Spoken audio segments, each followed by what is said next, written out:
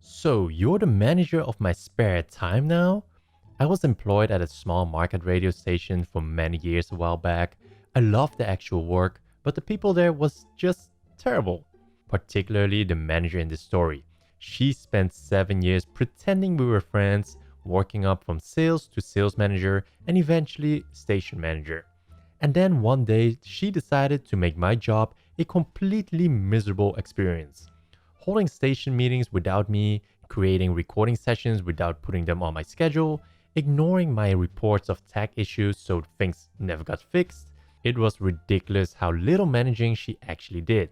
Basically, there had been a build-up of her crap leading up to this story, and this was the first real time I put my foot down. Since we were a small staff and I was the employee with the most years, I had a lot of responsibilities. The easiest way of describing my job was I did everything except sell ads. Every day had the same main responsibilities, but minor changes kept each day different. Punch in at 8 a.m. and co-host the final hour of the morning show, answer phones and the door all day, record ads and clients, edit shows, do the afternoon broadcast 1 to 5 p.m., pre-record the evening news blog to air after I leave for the day. One day, the morning show host decided we needed to talk about America's Got Talent. But by the time he has this great idea, auditions were already 3 shows in. I had never watched the show before because I absolutely hated reality TV, but I thought, what could it hurt? And I went home that night to watch the week 4 episode. While it was entertaining, it was also an overly padded waste of time. But I did my homework and did the show the next morning and hyped it up like it was the greatest thing ever. Next week, I forgot to watch. I go into work and the morning show host asked what I thought, and I panicked for a second before telling them I didn't see it. Since I had about 20 minutes of morning news before I was live, I ran to my office and checked YouTube for a highlight reel, and there it was. An hour-long TV show whittled down to a 15 minutes video. Perfect. When it was done, I moved to the broadcast studio and did a great recap of last night's episode. Even the host who watched the entire show thought I did a great job keeping up with him.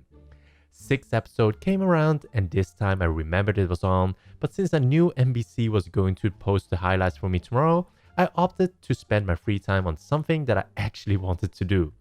Next morning, I go straight to the highlight reel and get caught up on every act that was important enough to talk about. Again, the show host thought I did a great job. But my manager didn't think it was good enough. She called me into her office to ask why I was purposely ignoring requests to watch the show.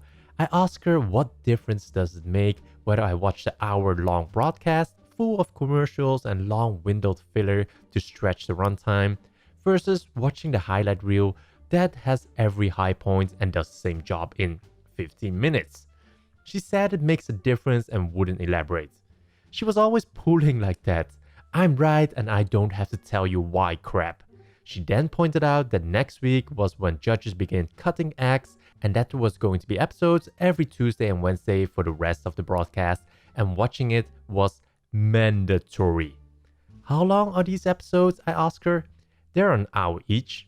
And that's when I decided to put an end to this bullshit once and for all.